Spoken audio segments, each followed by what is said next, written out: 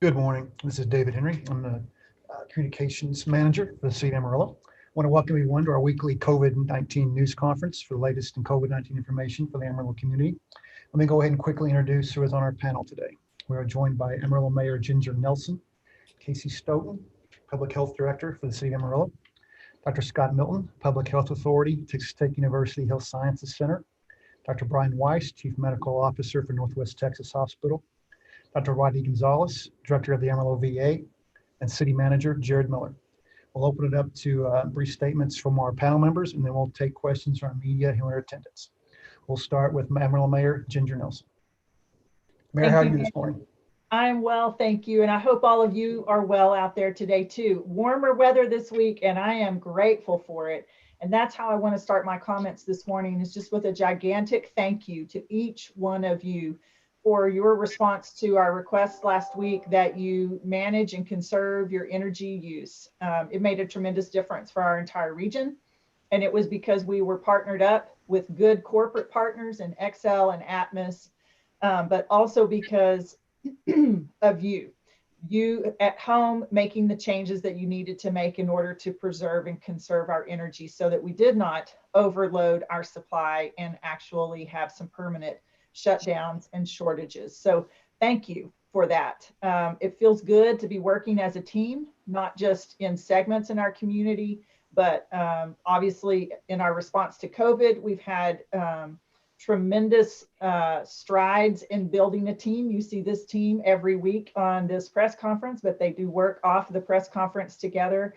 And I know they're protecting the health of our community, but it was good to see that those team work skills have extended even outside of our COVID response. And now they're applicable to any other crisis that we have going on affecting our entire region. So we don't like crisis, and we don't like storms and uncertainty and things like that, but it is good to know that we're in a great position as far as working with our community partners, and most importantly, being able to communicate information to citizens and seeing that citizens have a trust back in those partners and our city leadership, and that you guys responded in it, and we were able to alleviate the situation. So thank you for that. Back to the previous crisis, and that is our COVID response. The vaccine clinic is up and open again this week, and we're vaccinating people there. I want to remind you, it's free. There's absolutely no cost to come and get your vaccine. So if you fit in category 1A or 1B, I want to invite you to come and get a vaccine. It helps you, but it certainly helps our entire community if we're vaccinating you and getting as many people as possible vaccinated. So I encourage you, if you're going to get a vaccine, would you invite someone to come with you, somebody who fits in category 1A or 1B? Let's ramp up our efforts to get people in those categories covered, because we really can't move to the next category until we've covered those people. So let's do what we can by getting ourselves vaccinated if we qualify, and inviting someone or offering to take someone that we know does qualify. Then my final thought today is just how grateful I am that our numbers are shifting and on the downward trend still. I want to ask you, help us maintain that downward trend. Please continue to wear your masks. Please continue to maintain social distancing at your events and in your workplace. I know the temptation it is to slack off on those two things, social distancing and wearing your masks, but it's what's required if we're going to maintain the downward trend in our numbers, continue to get people vaccinated, and let's push just for a little bit longer to keep our COVID protocols in place so that we can continue to keep our people safe and our businesses open. Those are the two most important things in responding to COVID. So please do what's necessary to keep maintaining this great trend that we're on. And that's all I have this week, Dave. Thank you. Thank you, Mayor. Let's now go to Casey Stoughton, Public Health Director for the city of Amarillo. Casey, how are you today? I'm well, Dave. Thanks. I'm glad to be here this morning and glad to be here with you all. As of yesterday, there were a total of 32,933 total cases of COVID-19 here in Potter and Randall counties. 16,791 cases in Potter County and 16,142 cases in Randall County. We have a total of 31,406 recoveries, and we are thrilled at each and every recovery. We are, however, up to 670 deaths here in our community, and our heart breaks for each and every family who's lost someone to this disease. That leaves us with 857 active cases here in our community. I don't remember the last time we were under 1,000 active cases, so I'm really glad about that number as well. Each of the cases do represent a unique individual. The 7-day rolling positivity rate is currently at 4%.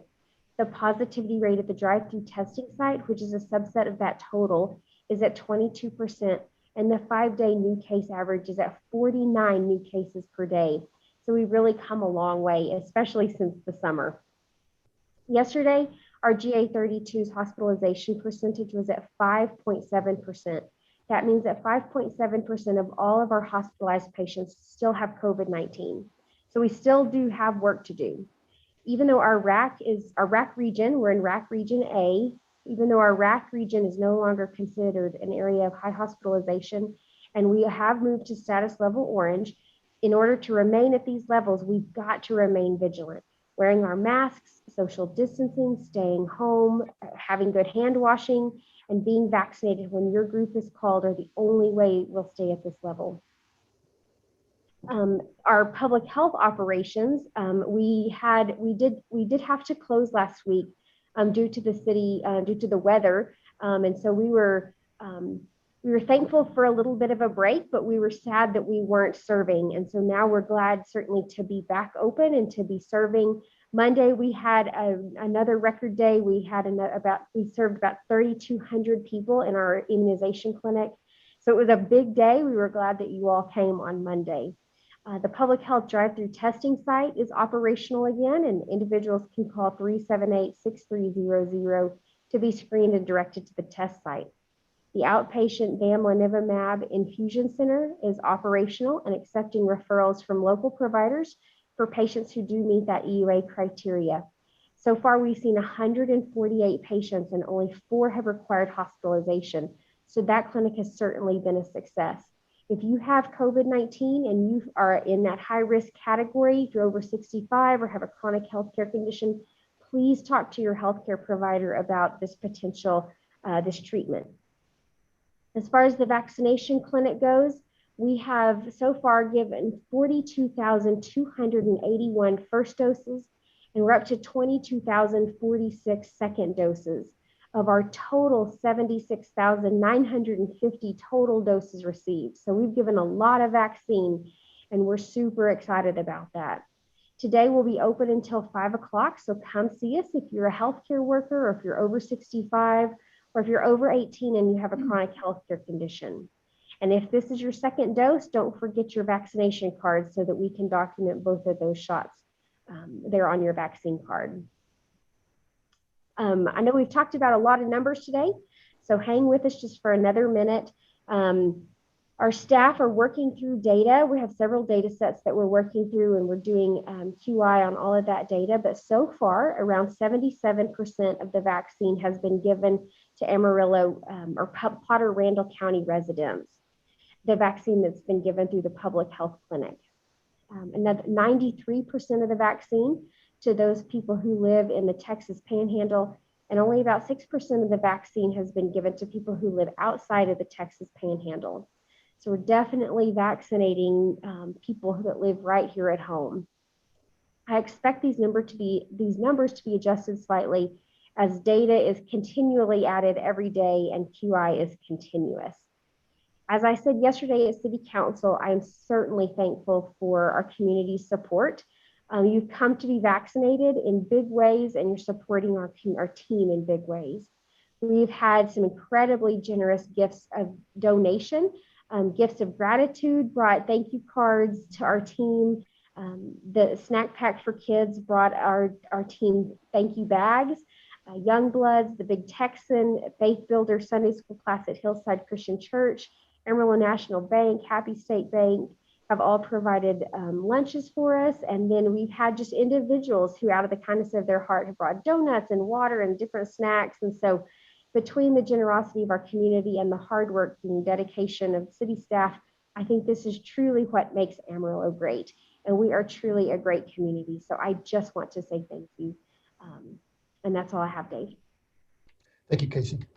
Let's now go to Dr. Scott Milton, Public Health Authority, Texas State University Health Sciences Center. Dr. Milton, how are you today? I'm good, thank you. Yes, it looks like the numbers are better and hospitalizations are much improved. We'll have input from our doctors here in a minute. But once again, I think it's for three separate reasons. We continue to wear masks. We've vaccinated a significant number of people, and there's been a significant number of people who have become infected and recovered. So I think those are the main reasons that our numbers are better. A couple other comments I was asked to make. Ivermectin is very good for parasites, but does not work for COVID. There's a new vaccine that is going to be probably out on the market soon, the Johnson & Johnson vaccine. I think they received EUA authorization this morning, and we're going to have another choice. That's going to be a great choice, I think, because it's only going to be one shot. And so logistically, that's going to be much better. It's clear that it reduces severe disease and hospitalizations. And so I think that within a few weeks, we're probably going to have a surplus of vaccine in this country, which is a wonderful problem to have if you want to look at it that way. I think another question that may be answered in the near future is the risk of transmission in individuals who've been vaccinated. And it looks like there is some data that's starting to emerge that in fact is suggesting that there is a significant risk reduction of transmission in individuals who've been vaccinated. So I think that we'll keep our ear to the ground on that. But once again, I think this is all good news. And as time goes on, I think things are going to continue to get better. So that's all I have this morning, Dave. Thanks. Thank you, Dr. Milton. Let's now go to Dr. Brian Weiss, Chief Medical Officer for Northwest Texas Hospital. Dr. Weiss, how are you? Good morning, Dave. So I am highly encouraged by the continued improvement in the numbers related to COVID at the healthcare facilities here, as well as the general community. Now we're about 3 weeks away from the 1-year anniversary of the first positive patient we had in Northwest Texas. I can say over the last year, I've seen just very stunning examples of just the very touching and sincere efforts of our staff, as well as the community, to maintain compassion and a human touch, despite all these efforts we've had to make at interpersonal distancing throughout this whole year. And last week was no different. We had a couple here that had planned on getting married in the spring, only for the lady in this relationship to become terminally ill with COVID. So at the couple's request last Friday, our ICU staff, as well as one of our hospital chaplains, Scott, organized and held a ceremony of unity for this couple just hours before this lady finally succumbed to the virus. So just another example of just a bright spot of humanity in what has otherwise been a very dark year for many people. But I continue to be hopeful that things are changing and changing for good. Let's talk about the numbers we have at Northwest. So right now we have 241 patients in the acute care hospital, and that's kind of our maximum capacity on most days. We only have 13 patients who have COVID right now. So that is 2.6% of our licensed beds. So that's fantastic, way down from upwards of 30% several months ago. We have 46 patients in our critical care units, only 4 of which have COVID right now. So again, much better numbers there. We are using 13 ventilators at the hospital, only 2 of which are being used for patients with COVID. So continued improvement in all those numbers. Now, with regard to our outpatient testing, we actually got down to a 0% positivity rate this last weekend. On one day, we tested over 80 samples and had no positives. We are maintaining well below 5% positivity rate on most days. So again, great improvement there. We have had 22 COVID-related deaths this month, and that is tragic. It is greatly improved, though, from where we were, and we hope to continue to see this drop precipitously over the next couple of months to where we don't have to worry about people succumbing to this virus. And right now, we only have 5 staff members who are on quarantine. That's down from 130 plus a couple of months ago. So again, everything looking better and better as hopefully we move out of this viral pandemic. Regard to the remdesivir, that's the drug that we use in the hospital. Right now, we have treated 723 patients. I want to personally thank BSA for their help last week. We had an interruption in our supply of remdesivir due to the weather, and they generously let us borrow some last week until we can get our supply in. But right now, we only have one individual currently on that medication for COVID. I agree with Dr. Milton. I was on a call a couple of days ago with the corporate about ivermectin, and based on all the data at this point, UHS, the Universal Health Services, is saying as a corporation, they do not encourage the use of ivermectin to treat COVID-19. So really, that drug does not have any role or utility in the treatment of this virus. As regards to bamlanivimab, the outpatient monoclonal antibody that's being given by the city, we treated a total of 172. We have over 300 doses of that available. So again, if you are COVID positive and you feel that you fall into the high risk groups that can receive this medication, please see your primary care doctor so they can make a referral to our infusion center. And lastly, in regard to staffing, we have achieved a 50% reduction in the visiting staff that we were looking for from the RAC that we thought we would accomplish by mid-March. We've already achieved that. We're still being very protective of the staff we have in the emergency room, the ICU, and respiratory therapy at this point with the visiting staff. I think overall things are looking great. We are, in terms of the hospital, we are not yet reducing our limitations on visitors or on access to the hospital. And I think we have to do the same personally. But it's not quite time yet to let our guard down, even though things are much better. I think we just continue to do what we've been doing with regard to masking and distancing. We will get through this in the next couple of months in a much more stable situation. That's all I have for today. Thank you. Thank you, Dr. Weiss. Let's now go to Dr. Rodney Gonzalez, Director of the Amarillo VA. Excuse me. Dr. Gonzalez, how are you? I'm doing well, thank you. So first of all, I'm pretty excited to announce that today we have 0 COVID positive patients in our hospital. And so I do not know the last time I've been able to say that. So very happy to hear that. We have vaccinated about 19% of our veterans, or about 19% of our veterans in our healthcare system have been vaccinated for COVID vaccine. Now, our positivity rate last week was 2.9% for the veterans that we've done tests on. This week, it's currently sitting at about 3.5%. So, we continue to watch that. We're very happy because I remember when we were up in the 30 and 40%. So much happier to see these numbers. The one thing I want to say, and last week, the VA gave the authority to the medical center directors to adjust how they want to do the vaccinations based on the local need. And one thing that I've noticed is despite having a lot of appointments available, most of those have not gone filled for getting the COVID vaccine. So on Monday, I lowered the age that we can give veterans vaccine to 50 years old. I want to highlight that because I know Texas is a little bit different. We're under federal guidance, and so I'm a little bit different what I can do here. So, but any veteran who wants to be vaccinated, we want to ensure you get vaccinated. So what I would encourage for veterans, please call us if you want to be vaccinated. If we have an appointment, we will get it to you. We have also started reaching out to our rural clinics. About a week and a half ago, we were up at Dalhart. We vaccinated some. We've got a team going to Childress today where right now, I think this morning I heard they have about 80 to 100 that we hope to vaccinate today. Now, when we're going to these rural clinics, we're doing all ages of veterans. Because we know it's limited. We can get there. We can't store the vaccine there. So we have to go down there, vaccinate, and bring it all back.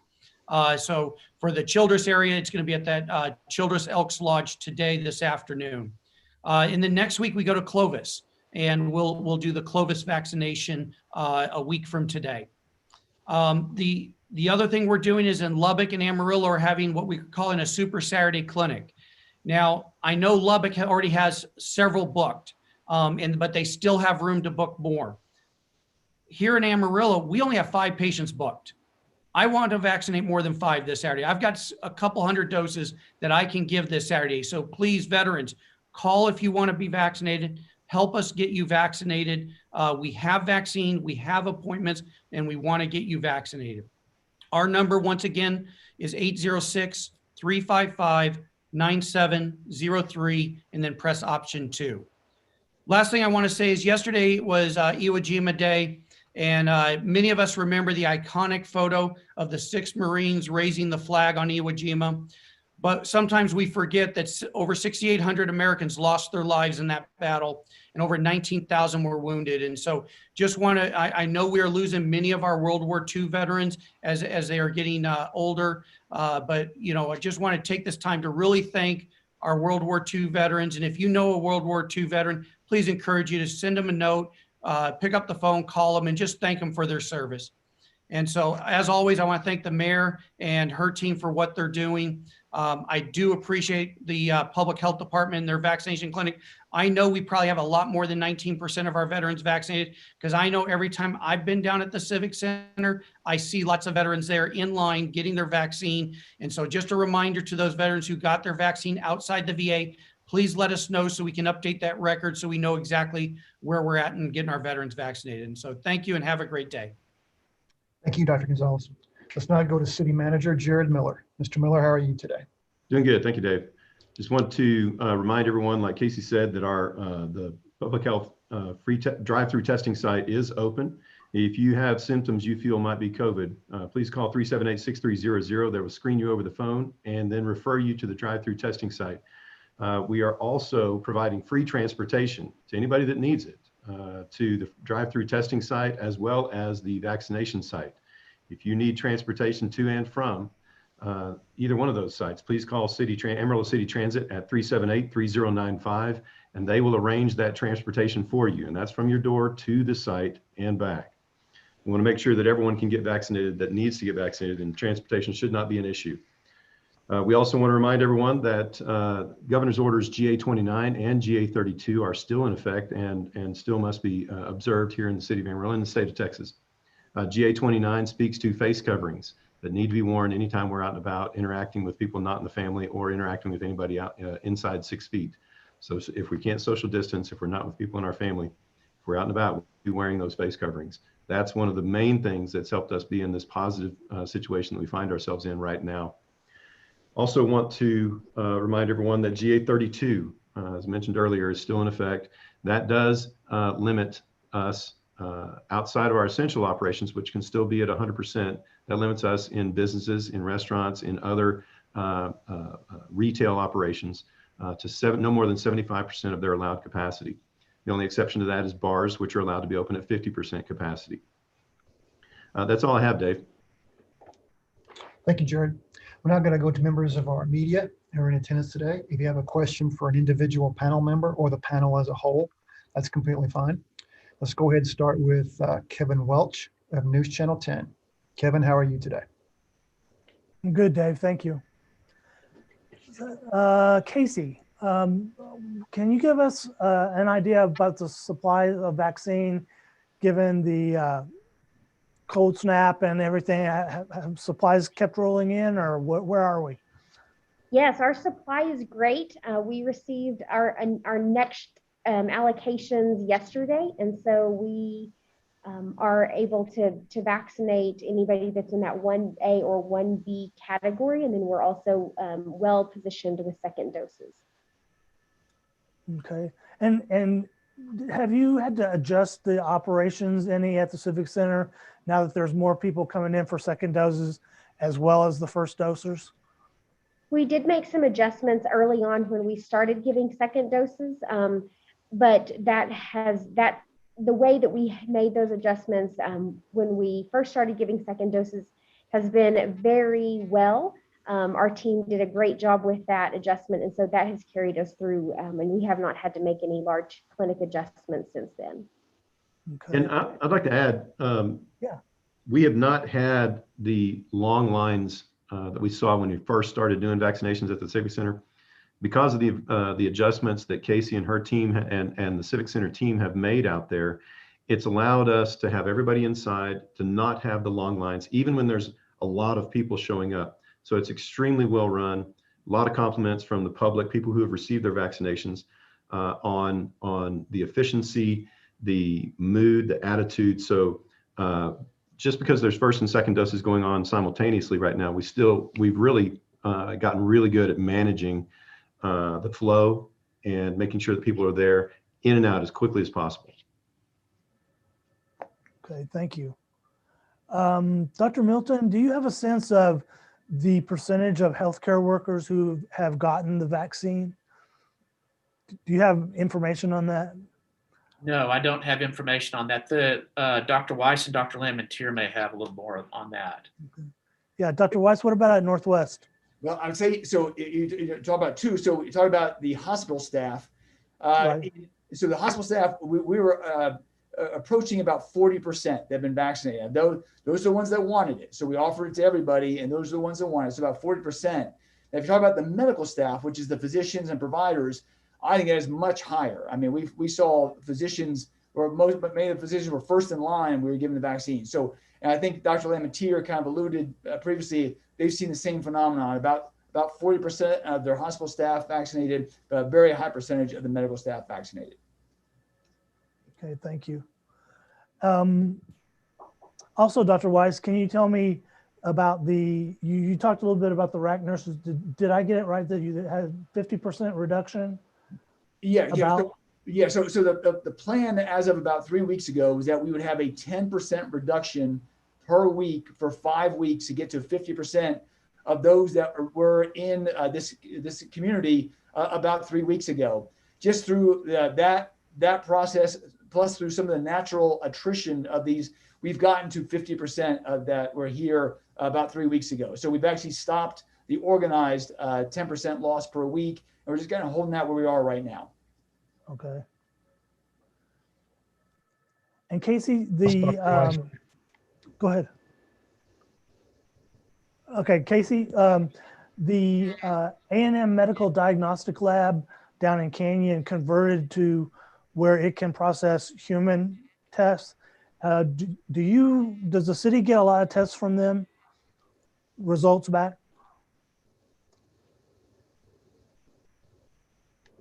Casey, can you hear me? I think we've lost Casey as well. I think I might be back. I'm sorry. Yes, we can hear you, I'm Casey. Go ahead. sorry. No, I was just asking if the city gets a lot of its test results back from the veterinary diagnostic lab that converted, the one that's down in Canyon now, and now it can do human tests. Do y'all use that?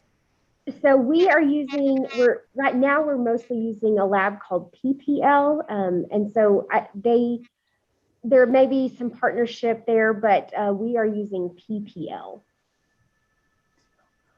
Okay, that's everything. Thank you all. Thank you, Kevin. Let's now go to Jacob Helker, KVII Channel 7. Jacob, how are you this morning?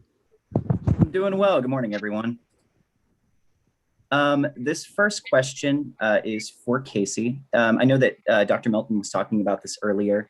The Johnson & Johnson vaccine is on track to be given its emergency use authorization from the FDA. As the first single dose option, have we talked to Johnson & Johnson or any federal officials specifically about securing a supply here? And how do you think that would affect the vaccination rate going forward? So we are allocated vaccine based on what is our state allocation. So the states are allocated vaccine from the federal government, and then the states allocate down to local health departments or providers. And so we don't really get to ask about a specific allocation or make that request, although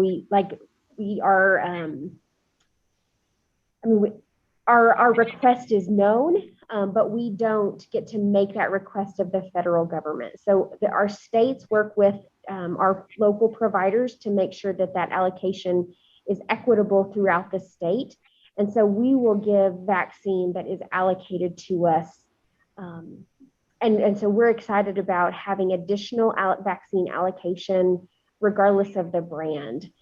So I hope I've answered your question. I think I kind of rambled a little bit, but. Oh, definitely.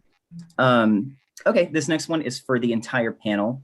I know now we're coming up on, by my record, about 2 months of when nearly daily active case falls and hospitalization decreases kind of became the norm.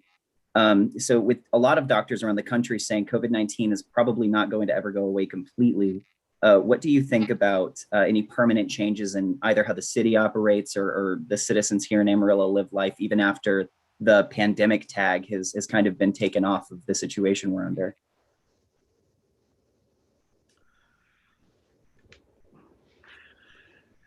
I think that's a good question, and I'm not sure that I could answer, any type of permanent rules or something that would be put in place, potentially for the future.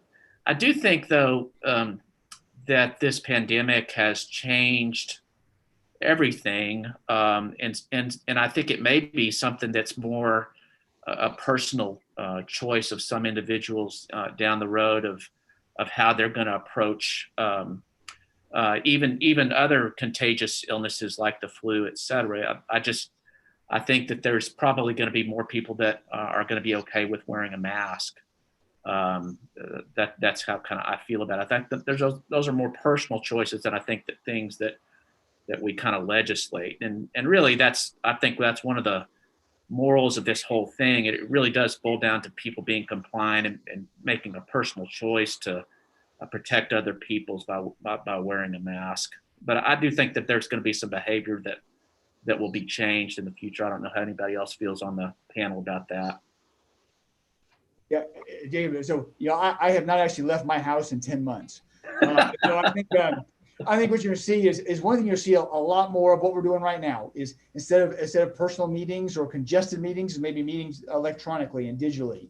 I think in the hospital, we are going to have a new norm in terms of how we screen patients for suspected COVID, because again, we don't want the risk people contracting the virus in the hospital, particularly when they're undergoing surgical or interventional procedures. We will continue to screen those patients to protect them, to protect our staff, to protect the physicians.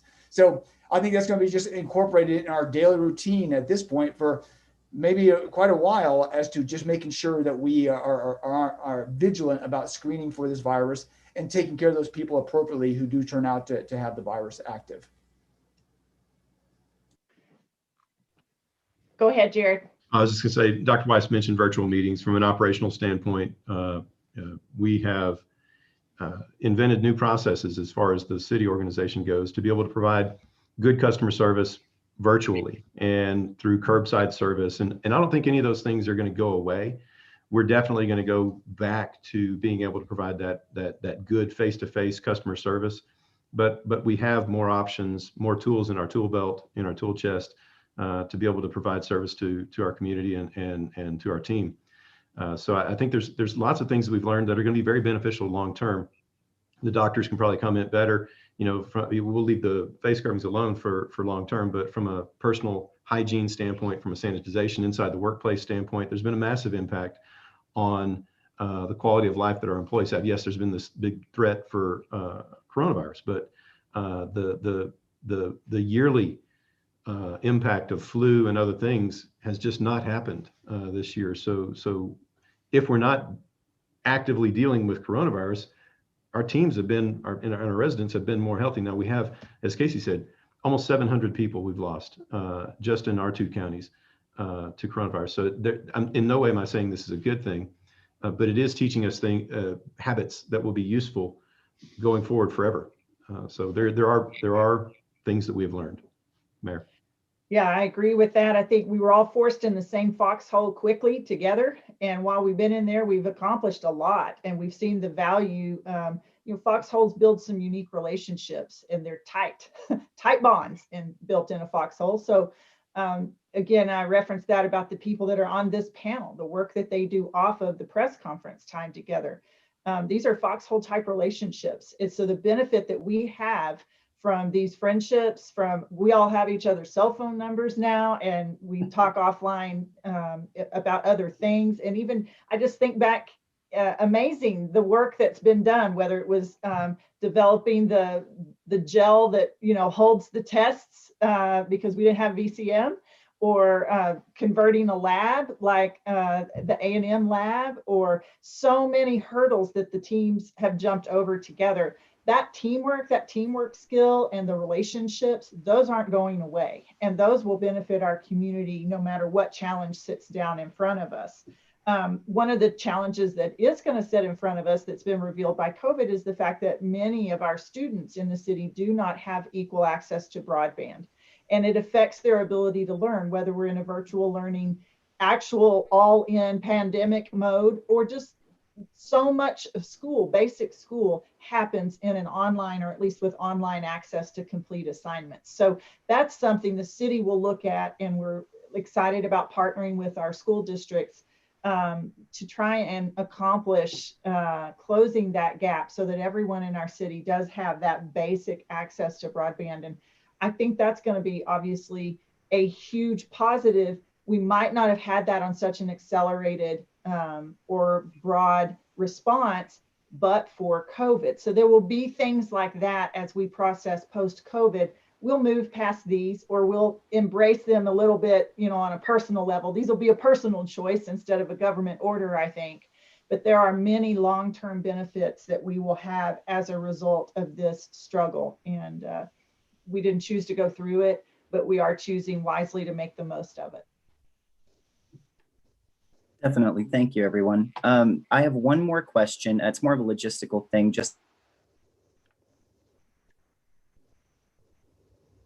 Sorry, Jacob, I think we lost you there. Sorry, you got me now? Can you hear me? Yes, we can. Okay, sorry, y'all. So for Casey, we've had a lot of worried messages from viewers over the past few months who have received their first dose of the vaccine at the Civic Center and then have either misplaced or their vaccination card has somehow not available. So what options are available whenever that happens? Jacob, that's an easy one. So if they come, we have a bank of computers that are set up and staff ready to assist so that we can look them up in MTrack when they come to clinic. So if it's been 28 days since they got their first shot, they can come tell our staff that they're ready for their second shot, but that they don't have their card. It might take them just a little bit longer than if they had brought their card, but we can certainly help them, and we're ready to help them. Well, that's all I have. Thank you, everybody. Thank you, Jacob. Let's now go to David Gay of the Amarillo Globe News. David, how are you? I'm good. Good morning, everybody. Just a follow-up on Jacob's question regarding the Johnson & Johnson vaccine. I know that Dr. Melton said that passed EUA today. Is there any word on how what requirements that vaccine is storage-wise? Will it be stored the same way the Moderna is, or does it have to be frozen or in that type of cold atmosphere, as cold of an atmosphere as the Pfizer vaccine? Go ahead, sir. Go ahead. It won't require the ultra cold storage like Pfizer. And so whatever requirements it requires, if it's frozen or refrigerated, we all have that capacity to store the vaccine. Okay, and then just to follow up, because of that, is that once it's allocated to various places, will that be given as a choice at the clinic? And will, I guess, individuals have the choice whether to have the 2 doses of the Moderna or the 1 dose of the Johnson & Johnson, or is that just an ongoing conversation that's being had at the city level? That's a great question. So, I'm not exactly sure how that will roll out. It probably depends on which vaccine is allocated. If we have both, or if we just have the one, or if, so I don't know exactly how to answer that, but there will certainly be more to come as information comes out to us, especially on if we're going to be getting the additional vaccine, or if we'll be allocated just the Moderna vaccine. Absolutely. I think that's all the questions I have. Thank you, guys. Have a good rest of your week. Thank you, David. Let's now go to, if I'm not mistaken, Aaron Langston of KAMR Channel 4. Aaron, how are you today? Pretty good. How are y'all? Good, thank you. First question is, we continue to see our numbers drop, the percentages drop, and all that. Are we looking at possibly dropping to status level yellow soon? So we are in status level orange for the 2 weeks, and then we'll certainly be assessing those indicators that have been assigned to each of the different status levels, and we'll move accordingly. So yes, we're always watching the numbers, and we'll be glad to move as soon as the numbers tell us we can. Alrighty. And Dr. Milton and Dr. Weiss mentioned the ivermectin earlier, and ironically, when I had COVID last month, that's what I was given, and we keep hearing more and more local doctors are giving that. What are your thoughts on that being prescribed?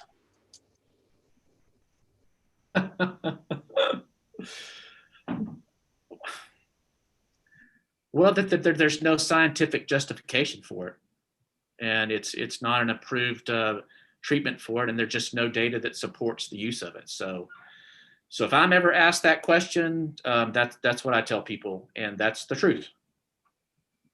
And same thing. I mean, you can be confident you're free of worms at this point, but the thing is, the other problem is some of the dosing of it is at levels significantly above what are considered standard dosing.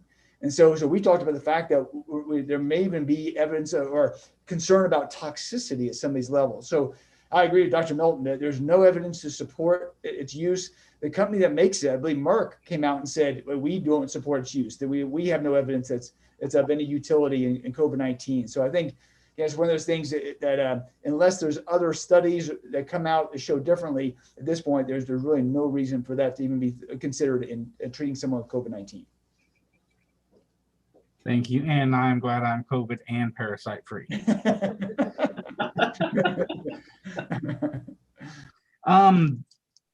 Another one along that line. I guess there's been a study saying that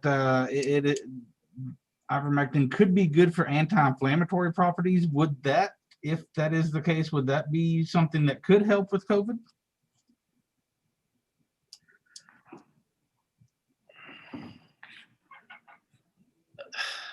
I'm not sure how you answer that. I mean, I think that there's probably lots of different medicines that if you took them at certain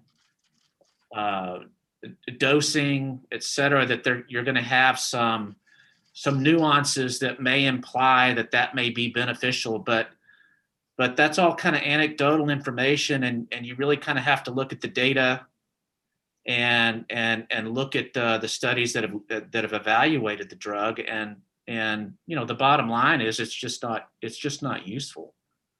I'd say, just to kind of follow up, there was a drug that we talked about early on called tocilizumab, and tocilizumab is a monoclonal antibody against interleukin 6, which is an inflammatory cytokine. And again, the thought was, hey, if people are dying from these cytokine storms, maybe if we give these medicines that somehow interrupt that process, people will do better. I can tell you a study came out on tocilizumab within the last month or so, and they were able to show maybe a marginal improvement in just a very small population of patients. So that's one of the most powerful kind of anti-inflammatory drugs we have, and it just has not been bearing out that it's of any real strong utility in treating COVID-19. All righty, thank you. And Dr. Weiss, you said that y'all are a bit ahead of schedule on reducing the number of rack staffing that you are using. How has that affected, I guess, the normal staff of Northwest and having to shuffle around there? Yeah, that's a good question. So I think both Dr. Lamentier and I have alluded to the fact that we've struggled with a lot of our employed nurses and staff leaving to travel to other areas, with the opportunities at some of these other hospitals. So I think certainly both BSA and Northwest have had a significant turnover of staff in the last year because of the dynamics of the situation.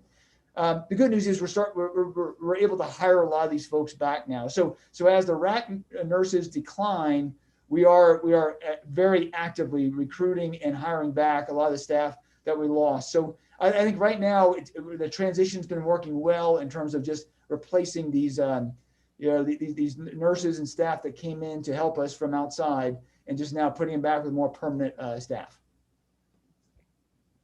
All righty, I think that'll have me covered. Thank you. Thank you, Aaron. That's all the questions we had from our media members today. This concludes our weekly news conference for the latest in COVID-19 information for the Amarillo community. I'm David Henry, Communications Manager for the city. I want to thank all of our panel members who took the time to provide this information to us today. We appreciate you guys doing this every Wednesday, and we'll see everybody next week. Thank you. You. Thank you.